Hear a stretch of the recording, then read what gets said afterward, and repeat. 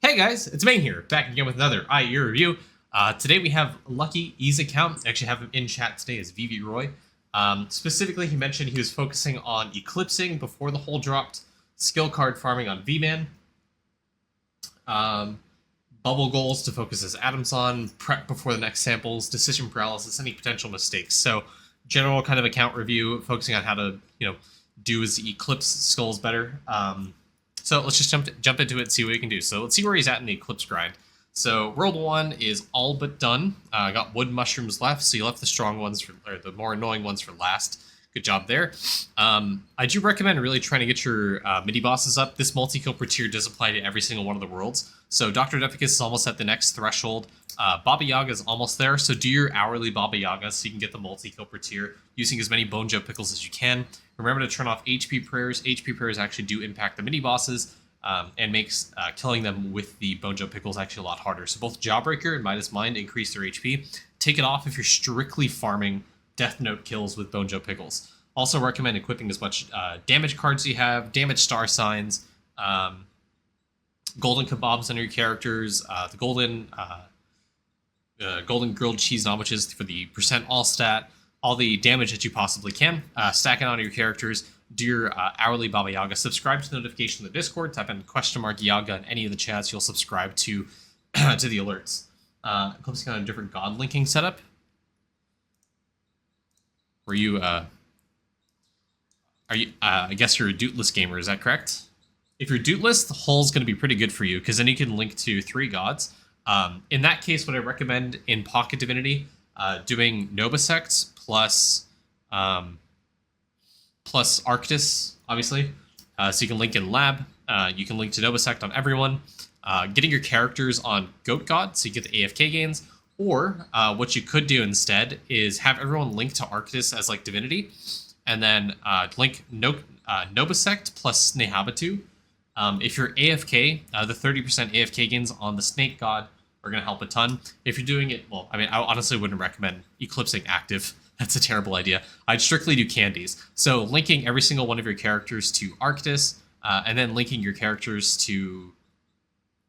Honestly, hold on. Goat God's 5%, right? So technically you get more AFK gains from doing Goat God on every single person rather than Snake God. So Nobisect plus Goat God for the AFK gains, and then Arctis so you can get your characters in Lab. Yeah, Goat's better.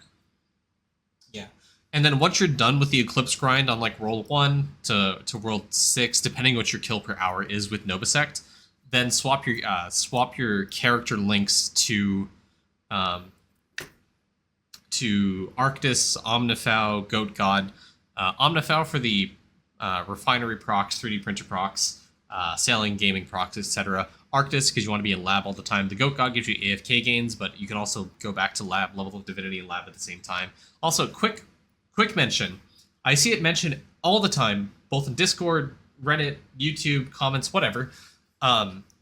If you're new to how Divinity works and you link to both Arctis and Goat God, you do not get Divinity EXP.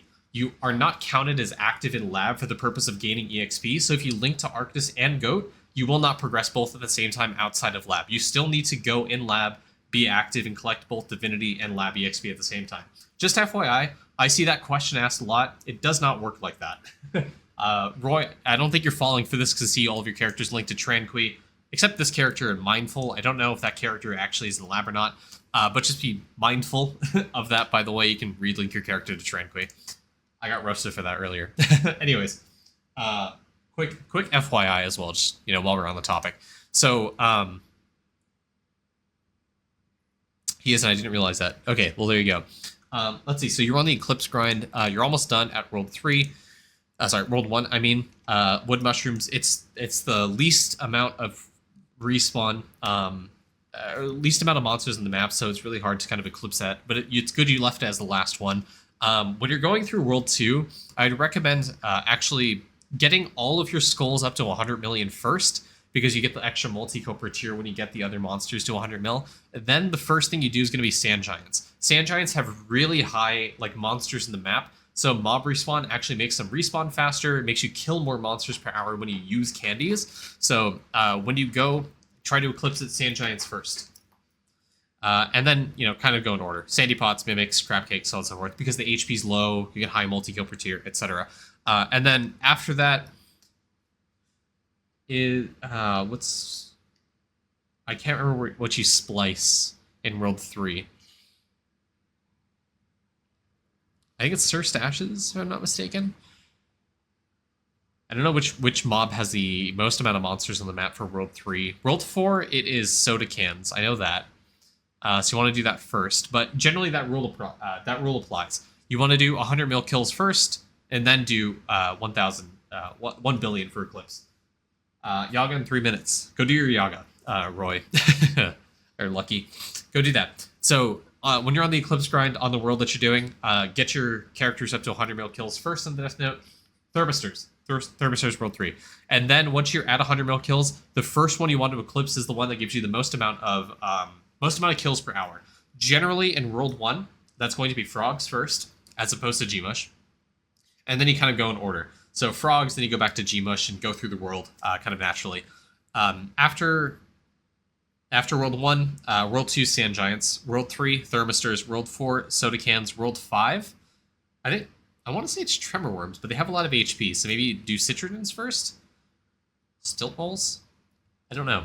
World 6, I actually don't know the answer to that either. Sky Doggy Spirits, Samurai Guardians, I don't know. World 6, I feel like by the time you get to Samurai Guardians, some of them are already going to be eclipsed, depending where you're at in the world.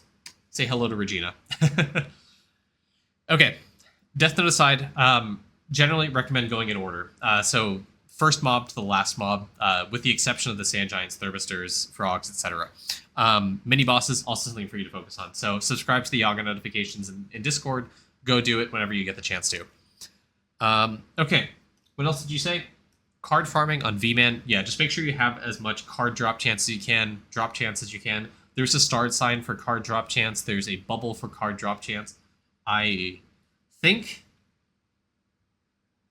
there's a vial for it. I think I'm wrong on that. I don't know if there's a vial.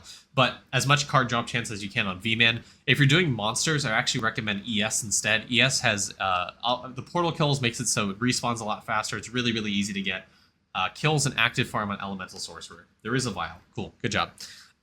Do the vial as well. Let's actually check. I don't know. I can't remember which vial it is. Someone help me.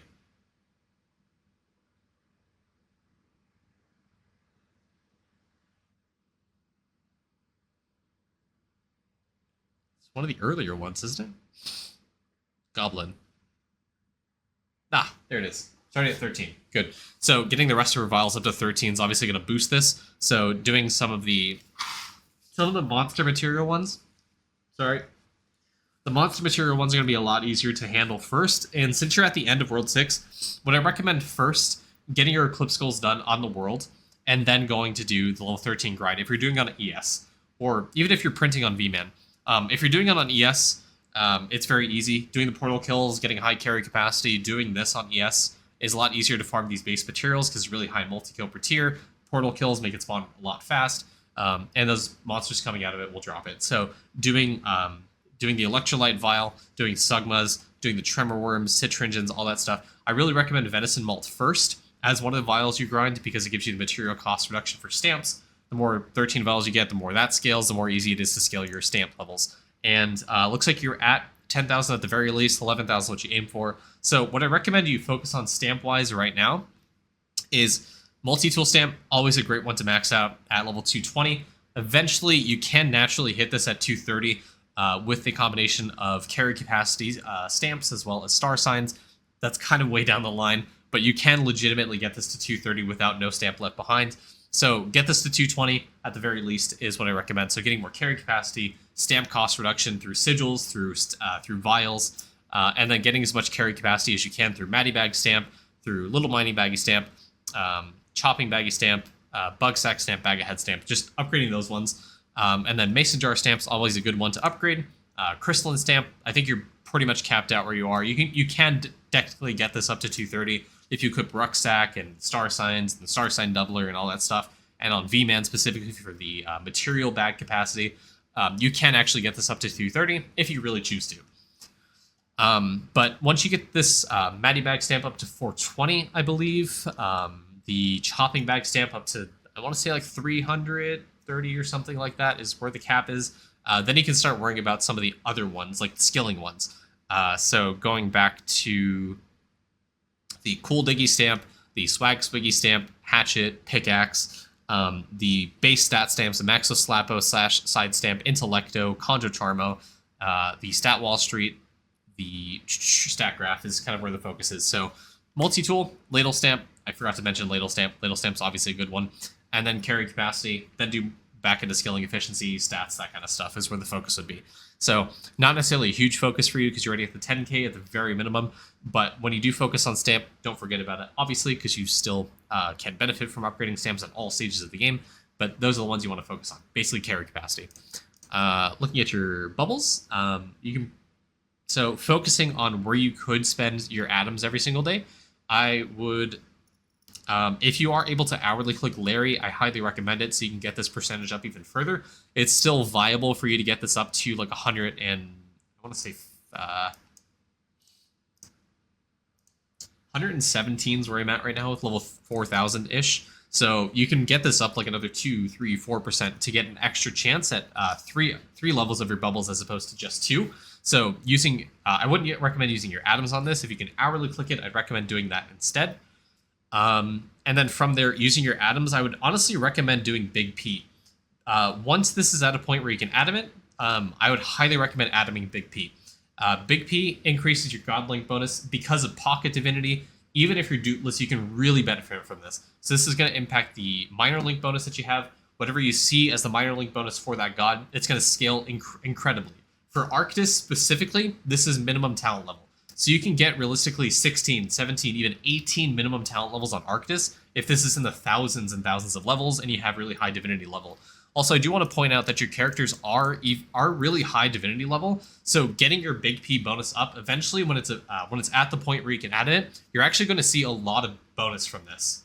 Yeah, it's almost there. It's almost there, but when you are able to atom it, I highly recommend trying to atom this to at least level 500 to 1,000. You can see a lot of benefit on your characters because of Pocket Divinity. With Big P and your current Divinity level, you can gain a lot from upgrading Big P eventually. In terms of what you can atom right now, Severe Purple, Primer Green, and Molt Orange, what you should focus on kind of in the short term. Or what you can do instead is focus your atom clicks on where No Bubble Left Behind is going to hit, so you can force it trying to hit things like Carpenter. So I'd recommend trying to upgrade things like, really smart, maybe if you get the material cost up a little bit higher. Sanic Tools, upgrading this a little bit. Bappity Boopity, for sure, trying to level that up. Brustachio, trying to get that outside of No Bubble Left Behind range, just so it hits things like Carpenter, Mr. Massacre, Kill per Kill, Diamond Chef, Big P, all those ones. You want to get the easier cost bubbles out of the way so it hits the ones that are either like Salt Cost, Sailing products, stuff like that. It looks like you already have like the power bubbles up there as well. So damage is also something you could focus on. So upgrading things like Power of Try 1, Try 2, and Try 3, getting these up to 90%, 91% even, just to eke out some more damage on your characters. If you're struggling for V-Man portals, for example, upgrading the Power of Try 1 is going to increase the damage that your V-Man does because it scales with luck. It obviously doesn't have the Warrior's Rule talent multiplying it, but this still increases the V-Man damage if you want to get more portal speedrun kills, for example. But generally is going to increase your DK damage, your Blood Berserker damage. So when you get to the Cavern 9, when you get to the Dragon statue, it's going to help you farm those statues a lot faster. And generally it's going to get you to the point where you can hit higher multi-kill per tiers on the monsters, which again, going back to your Eclipse grind is what you are focusing on right now. Vials, we already touched on that. Sigils, I'd say you're almost at the point where Sigils is something where you should focus on. I can't see what your liquids are, but at the very least, I want your liquid cauldrons to be level 100 to 200 for the rate and cap. Also, I want to check where you are on Equinox. Do you have liquid investment level 11? Perfect. If your liquid cauldrons are not level 100 on rate and cap for every single one of them, I recommend doing that first on Bubo. So grind that out on Bubo, then worry about Sigils. That gives you time to finish summoning if you haven't already. Like regular summoning, not talking about you have finished this. Okay. Were you missing out on sigil speed then? I guess the turtle vow, right? Yeah, the Turtle Vial level 13 is what you're missing. Because you're missing out on a lot of sigil charge rate right now. Oh, I guess, where is it? Peapod. Yeah. Peapod's gonna help. Okay. Oh, your liquid's doing fine then. So, yeah, keep on sigils. Keep upgrading Peapod. That's a good one to do. After this, maybe drop rate, emoji veggie, dreamcatcher, peculiar vial's a good one. Envelope pile's really, really good one. Actually, I would do Peapod, get your characters off of the refinery cycle one, and then go back and do envelope pile.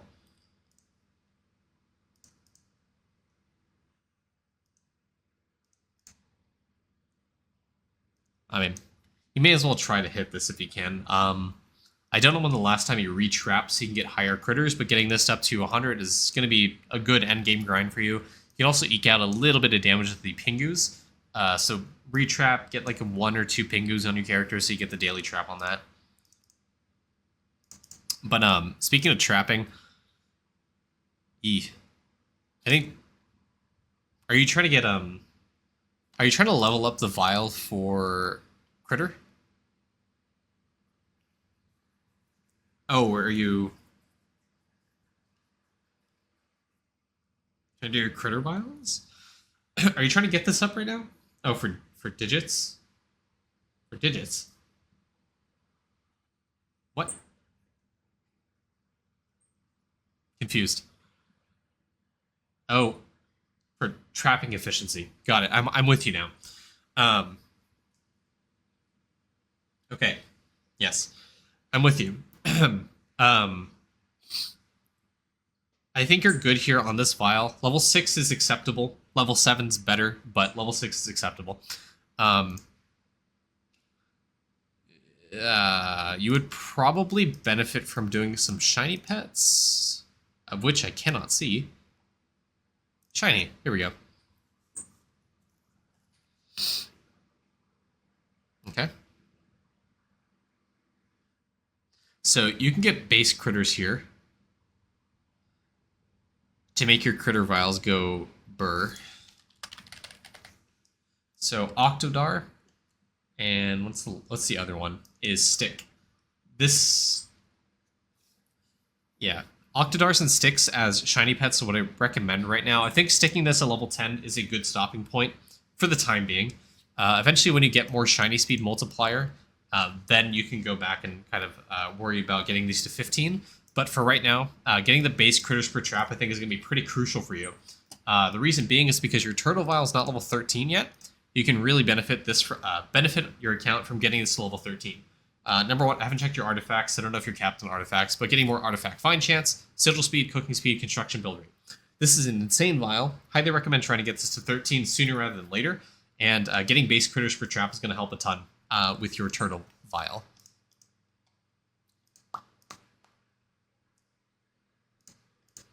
Ooh, also, let's check your sailing real quick because I didn't mention it. You have that at Sovereign. That's the important one to check. Let's go to your V-Man, and I want to see... what am I looking for? Eagle Eye. Okay. Is this capped? Is that right? Almost capped. I mean, I think your summoning win bonus is probably not max, is what's stopping you. You have Wind's Lantern. Sneaking? Ah. Got it. Achievement and Pristine Charm, yeah. If you're down for it, doing boss gem farming and doing trying to get your pristine gems pristine charms that way is a good way to cap this out. They cost a lot of gems in the shop, but definitely spending gems for it, I'd say, is worth it because some of these are like insane. Yeah, the summoning win bonus is insanely good. The kill per kill, insanely good. The percent stats is insanely good. The gold food bonus is also insanely good. There's a ton of pristine charms here that you can get. So doing the boss farming, doing the alchemy shop purchases, Getting the guild boxes, obviously a great way to get gems. Mini boss farming, etc. All right, how's your cooking doing? At least time to cook next.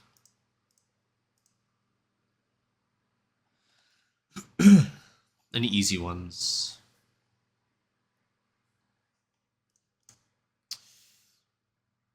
Talents. Okay, you got that maxed out. Yeah, I think most of your cooking speed generally is going to come from Diamond Chef, which is almost there to a point where you can add them in. This is also a good one to spend some points into. I know Toolbox and IE kind of lie to you to say this is like at the max capacity, it's like 99%. You can actually upgrade this a lot of levels. Low ladles if you finish your dream, maybe that's an active. Okay, that's fine. But this is almost a point where you can add them in. Putting your atoms here to get you more meal cooking speed is going to be pretty good. It's going to give you a ton of cooking speed. If you level this up like a full day of atoms, the 13 minutes you saw in those meals are probably going to drop down to like 5, 6, maybe even like 1 minute. It's going to give you a ton of meal cooking speed. Like this is going to explode your cooking speed. You can very naturally get like level 80 meals the next few days with just a few ladles. So, you know, distributing like a few ladles here and there on your meals. Once you use Diamond Chef or upgrade it with your bubbles, upgrading with your Atom clicks every single day, it's going to exponentially kind of ramp up the V-Man talent as well. Fluoride, I didn't check if your fluoride's maxed out. It's not, but getting your atoms here and upgrading fluoride is going to help you with cooking speed as well. It's not as big of a bonus as Diamond Chef or anything, so prioritize that in alchemy first, and then try to upgrade fluoride with the leftover atoms that you have. Once you're done with the eclipse grind, honestly swapping your characters to both an Arctis and Harriet link, so for 6x prints, is probably going to help you generate more atoms and, you know, focus on upgrading fluoride. Perfect. Okay. Ooh, also, if you're in lab, actually, I think because this doesn't show if you're linked to these lab nodes yet, the vial doubler right here, you can actually take this off and see if you can click on the Diamond Chef bubble, because this actually, there is a vial for reduced bubble cost, so you're not linked to it. Okay, never mind. So if you can atom it, that's something you can do to try to up the cost a little bit to get you into atom range. How's Rift? You done with Rift? Fishing, you can get more atoms by actually getting your fishing up to 750. The printer output is a multiplier essentially, so you can do that. You probably don't have Divinity Pearls, but if you do get Divinity Pearls, you can get your cooking up to level 500 relatively easily.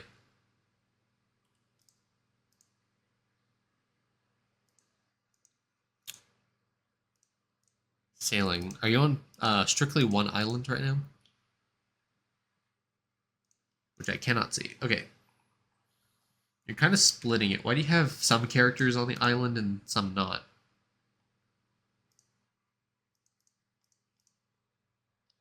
I would just stick all your boats here.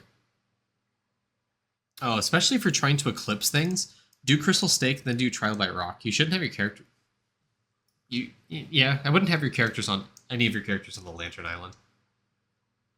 Yeah, I just do all characters on Crystal Stake, all characters on Trial by Rock. I wouldn't split up the boats like that.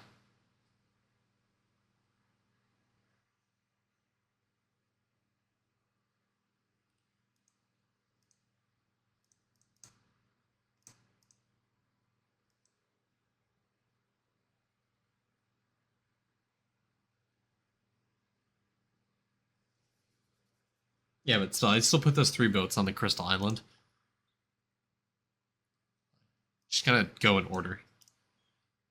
Because, I mean, the sooner you hit this, the more this upgrade of Crystal Stake is going to give you more damage than the Onyx bonus or the Shimmer bonus or the damage per particle owned. So Crystal Stake is going to give you way more damage. Then do the multi-kill per tier. Like this is especially important for you because you're trying to eclipse all the worlds. And how's your farming doing? All right. Love farming. So you're not there yet. So this is going to help you with gaming, and this is going to help you with cooking specifically. Also with base critters. So farming is going to be something you want to kind of focus a lot of time on. So you're working on the farming plots. Okay, that's good. I would probably stop working on farming plots right now, and I would focus on product doubler. I would force this to above 100%. I would try to aim for like 150. I would force product doubler up to 150%. I mean, not level 150. That's crazy. Oh, you got this already. Good. Stronger vines, I would. Do you have any of the gem shop purchases for Instagrow generators? If you do, calculate how much plus crop you have, and then adjust your stronger vines to that. You have 1, so you have 20%. So you should try to aim for 180 or 280, 380, whatever stronger vines you can get to, because that'll force extra crops. Because every Instagrow generator you buy gives you a flat 20% chance for +1 crop, which stacks additively with stronger vines. So you need to hit 180 for you to force 2 crops, +2 crops. 280 for +3, 380 for +4, so on and so forth. 380 is like impossible. The growth speed might help you as well, so trying to get nutritious soil up even more to like 80%, 100% even to give you more growth speed. The magic beans is going to help you with just generally when you do a bean reset, it's going to help you a ton. The farming EXP is probably very important for you right now because you're not even there at level 120 yet, so you can unlock Glassy. So farming out the farming EXP, probably going to be really important for you. Ooh, okay. You have land plots, right? I mean, clearly you have land ranks. So, I mean, you're building up like 1k crops here and there, but your speed GMO is like really low. So, yeah, getting your product doubler up, you said you already have 150, or you're getting to 150. So get product doubler up a little bit to 150%. Get stronger vines up to 180, maybe 280. If the cost is under 100,000, then I can go for 280. But I don't think that's going to be realistic for you. Getting it above 180 is going to help a little bit. But 180 is like bare minimum where your stronger vine should be. Getting product doubler up to 150 realistically is going to give you a bigger multiplier for the amount of crops you get to help you progress faster, and also will mean you get more beans when you do the trade-in. Getting more beans up to maybe like 60%. 70% is going to give you more beans when you trade in. And then focusing this evolution GMO, you want this at 1.2 for now. And speed GMO, you want to get this to like 7%. And then you can start the 1k food grind all over again.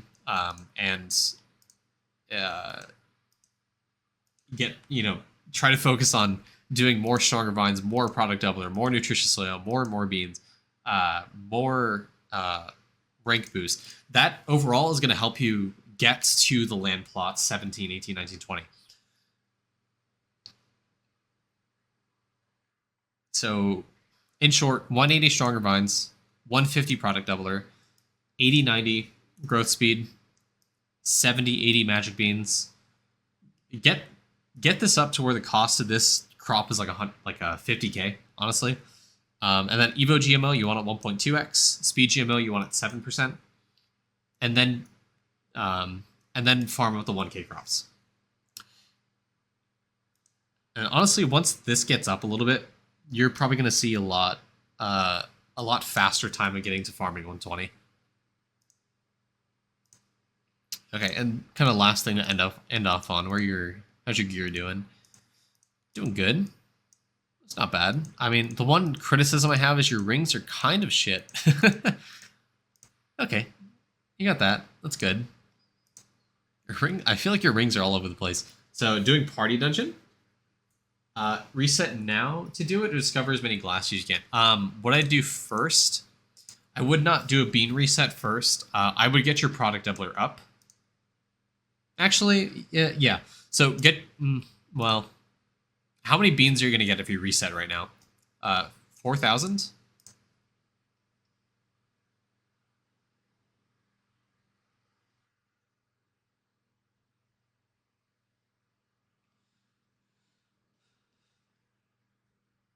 Oh, easy. So if you reset right now, you're going to get 4,000 beans.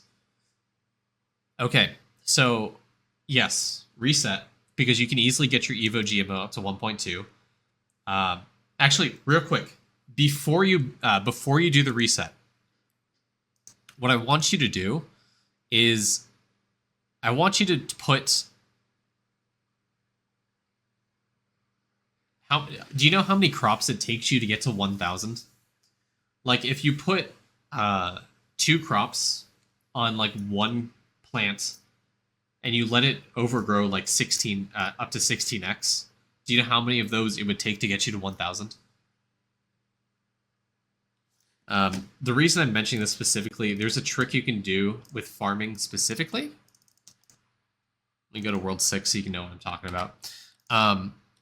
So again, this is kind of late game farming, so this number is unrealistic to you.